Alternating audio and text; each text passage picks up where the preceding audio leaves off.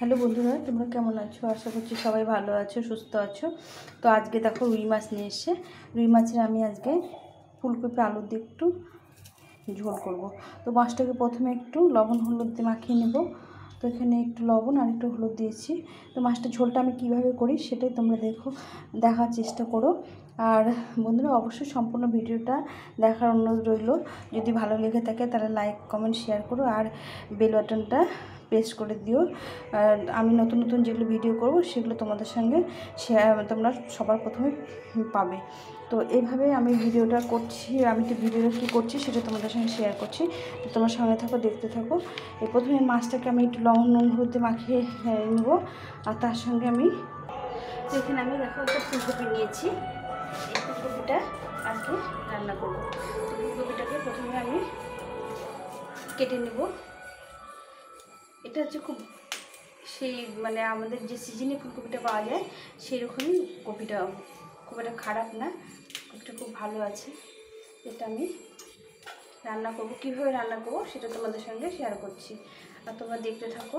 এইভাবে করে আমি ফুলগুলো প্রথমে ছাড়িয়ে নিচ্ছি।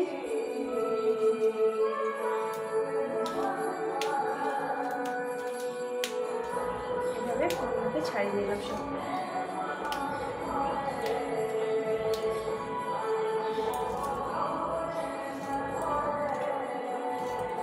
ফুলকপিটা বানিয়ে নিলাম।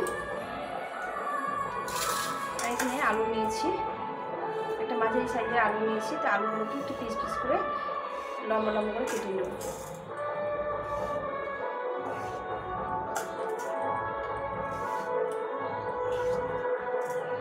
আর এখানে কিছুটা টমেটো কেটে নিয়েছি। তো চলো রান্নাটা করি।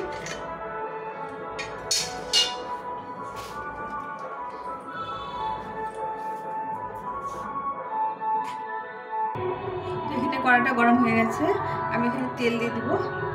আমি এটা সাদা তেলে মাছটা ভেজে নেব প্রথমে। তেলটা গরম হয়ে গেছে, দেখো একদম সুন্দরভাবে গরম করে নিয়েছি। তেলটা একটু গায়ে গায়ে লাগিয়ে দিতে হবে, তাহলে মাছটা লেগে যাবে না। আর তেলটাকে ভালো করে একটু গরম করে নিলে মাছটা লেগে যায় না। তো বছরের প্রথম ফুলকপি নিয়ে এলো যে একটু ভালো। এর আগে নিয়ে এসেছিলো ফুলকপিগুলো একটু কেমন গন্ধ ছিল আর কেমন যেন ছিল, দেখতেও কেমন ছিল। ওই যার জন্য আমি ফুলকপিটা পুরোনো সিজন ছাড়া ফুলকপি আমি খেতে চাই না, আমার ভালো লাগে না। সিজনের ফুলকপিটা খেতে ভালো লাগে। প্রথমে আমি মাছটা ভেজে নিলাম। এই দেখো মাছটাকে ভেজে নেব।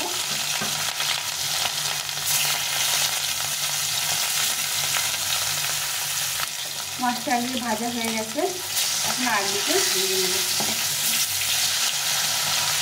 এভাবে করে ভালো করে আলুকে ভেজে নিতে হবে।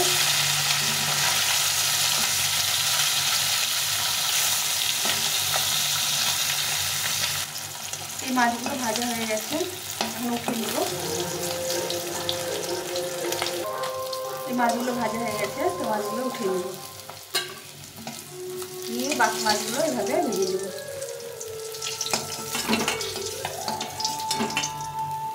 এখন বাকি মাছগুলো ভেজে নেব।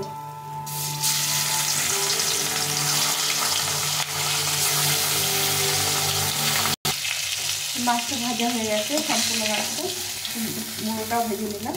এটা উঠে নিলাম, নিয়ে আর রান্নাটা শুরু করবো। মাছগুলো একটু লাল লাল করে কড়া করে ভেজে নিলাম, দেখতে পেলে তোমরা। এভাবে ভেজে নিলাম। এখন আমি কড়াইতে তেল দিয়ে দেবো। তো বন্ধুরা, তোমরা কারা কারা ফুলকপি আলুতে ঝোল ভালোবাসো অবশ্যই কমেন্ট করো। তো এখানে পরিমাণ মতো তেল দিয়ে দিলাম। দিয়ে আমি প্রথমে ফোড়নটা দেবো। তো এই শুকনো লঙ্কা দিয়ে দিলাম, আর দুটো এখানে এলাচ দিয়েছি। আর তার সঙ্গে আমি দেবো হাফ চামচ পরিমাণ জিরে। এখন এই মশলাটা ফোড়নটা একটু ভাজা ভাজা হয়ে গেছে, এর মধ্যে দিয়ে দেবো আমি এই যে আলুগুলো কেটে রেখেছিলাম। আলুগুলো একটু প্রথমে ভেজে নেব। আমি আলাদা করে ভাজবো না, প্রথমে আমরা আলুগুলো ভেজে নেব।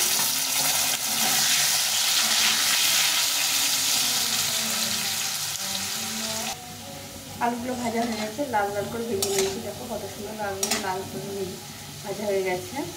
এখন আমি এই ফুলকপিগুলো দিয়ে দেবো। ফুলকপিগুলো ফুটে দেবো লাল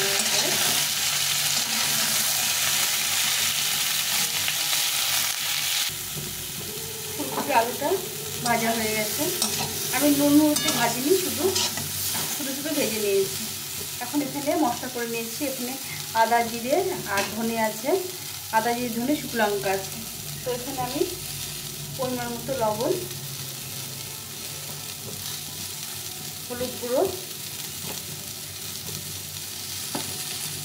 লবণটা একটু লাগবে,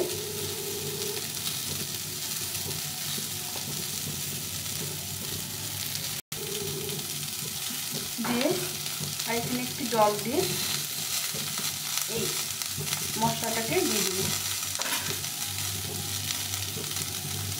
গুলিয়ে নিয়ে এইভাবে বাটা মশলা দিয়ে রান্না করলে তরকারির টেস্টটা বাড়ে। এটা আমি দিয়ে দেবো, এটাকে ভালো করে ভেজে নিতে হবে।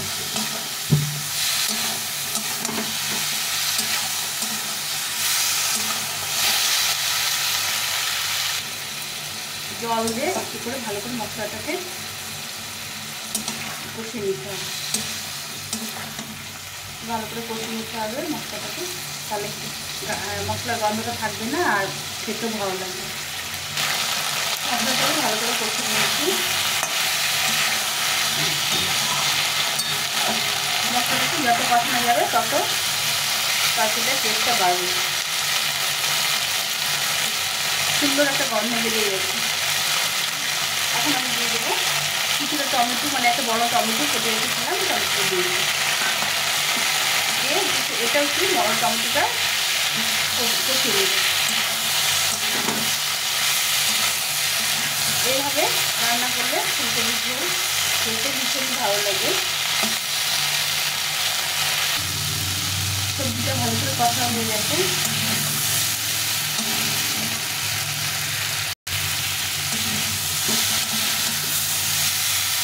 সুন্দরভাবে কষা হয়ে গেছে, টমেটোগুলো গলে যাচ্ছে। এখন আমি এখানে এই গরম জল করে রেখেছি, গরম জলটা দিয়ে দিই।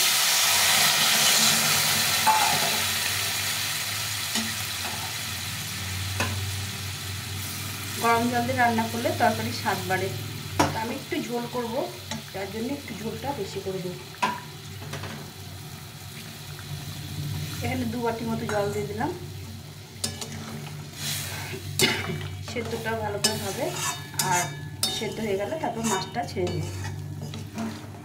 কালারটা কত সুন্দর আসছে। আমি কোনো কাশ্মীরি লঙ্কা দিইনি, এখানে শুধু কাঁচা লঙ্কা বেটে দিয়েছি। ঝোলটা ফুটে গেছে। এখন আমি মাছগুলো যে ভেজে রেখেছিলাম এই মাছগুলো দিয়ে দেবো। প্রথমে মুড়োটা দিয়ে দেবো, তারপরে এক এক করে সবগুলো মাছ দিয়ে দেবো। মাছটা একটু ফুটলে ঝোলটা স্বাদটা ভালো লাগে। একটু ফুটে নামিয়ে দেবো, গরম মশলা দিয়ে নামিয়ে দেবো। একটু ঝোলটা ফুটে যায়,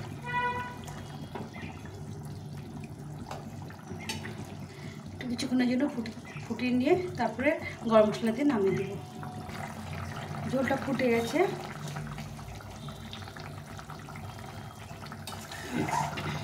আলুগুলো সেদ্ধ হয়ে গেছে, আলু মাছ সব সেদ্ধ হয়ে গেছে। এখন এই সামনে যে ছাই গরম মশলা গুঁড়ো মশলা দিয়ে নামিয়ে দেবো।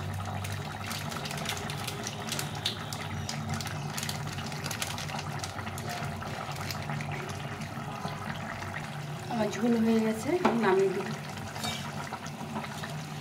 এভাবে ঝোল খেতে ভীষণ ভালো লাগে বন্ধুরা। তোমরা একবার বানিয়ে খেয়ে রুই মাছ দিয়ে ফুলকপি আলু দিয়ে ঝোল। এখন ফুলকপি যেগুলো উঠেছে খেতে ভালো লাগে, যার জন্য আমি আজকে ঝোলটা করলাম। তো এখন এই পর্যন্তই, আমি ঝোলটা নামিয়ে নিচ্ছি।